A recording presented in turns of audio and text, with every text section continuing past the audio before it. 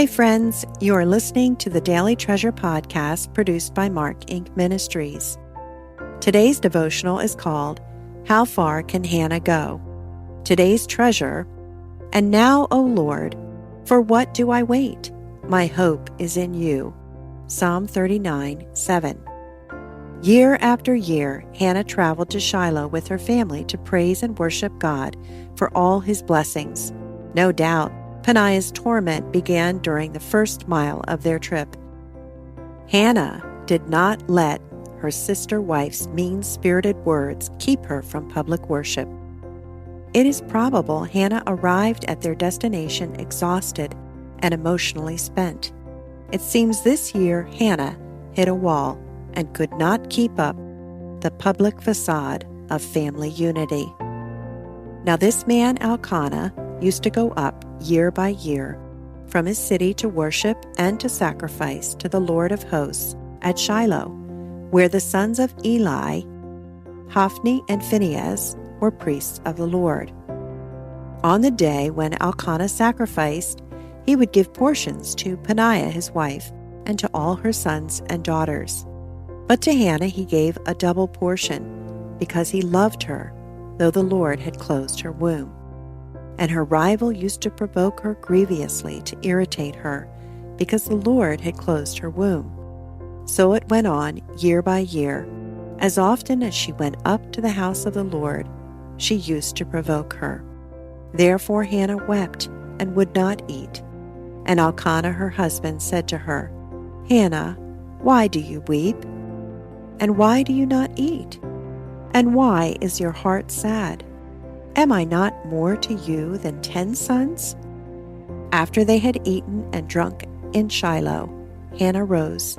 Now Eli the priest was sitting on the seat beside the doorpost of the temple of the Lord. She was deeply distressed and prayed to the Lord and wept bitterly. 1 Samuel 1:3-10. The purpose of the pilgrimage to Shiloh was to rejoice before the Lord your God in all that you undertake. Deuteronomy 12:18. No doubt Elkanah included thanks for his growing family along with gratitude for the many other blessings of the year. Imagine Peninnah's sly looks at Hannah and whispered taunts. Maybe next year God will give you a child, Hannah, but you are getting old.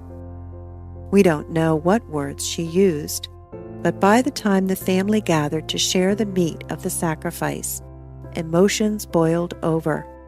In keeping with tradition, Elkanah gave Peninnah and her children a portion of the sacrifice, and as everyone watched, he gave Hannah a double portion. Hosts offered double portions to honored guests. What honor did this double portion signify? He gave Hannah a double portion because he loved her, though the Lord had closed her womb. This statement is packed with insights into Hannah's relationship to her husband and gives us a clue as to why Peninnah resented Hannah so much.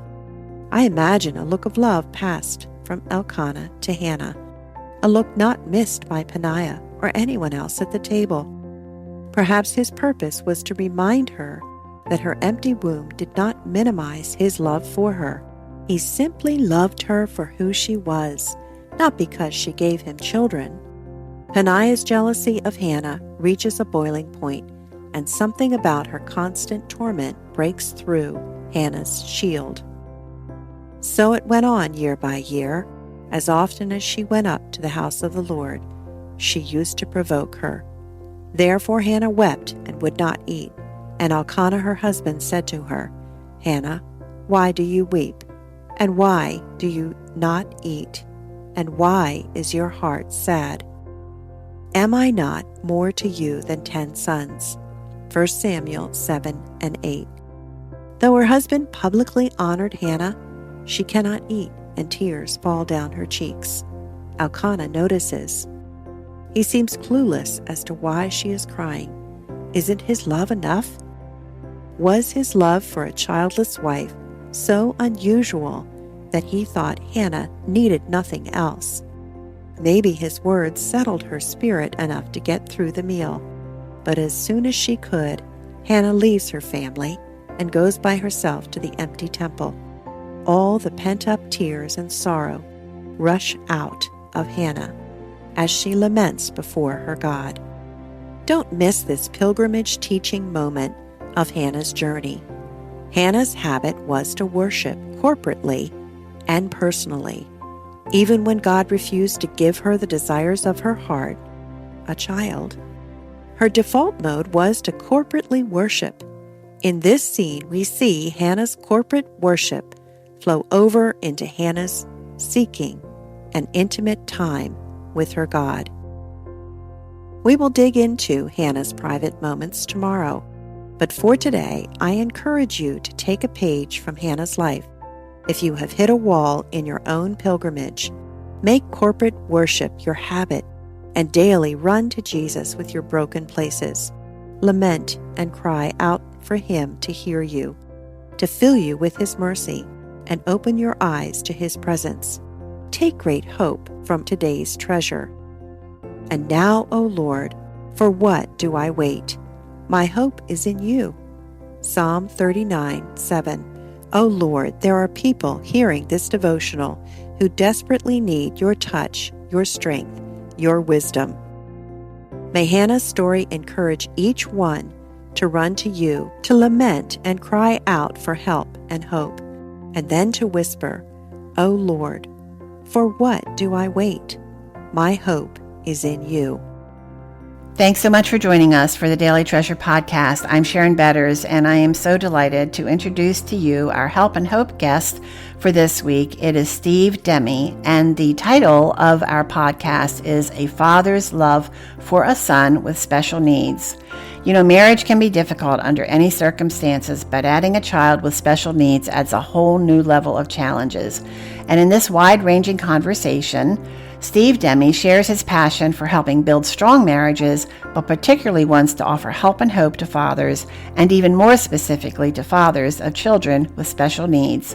Steve's special relationship to his son Johnny, who has Down syndrome, shines through in this transparent interview and offers help and hope not only to fathers, but to anyone who longs to know God as Daddy. Make sure you go to helpandhopenow.org and look for this wonderful conversation with Steve Demme. It's called, again, A Father's Love for a Son with Special Needs. I'm Sharon Betters again, and thank you so much for joining us for this podcast, and I look forward to being with you tomorrow.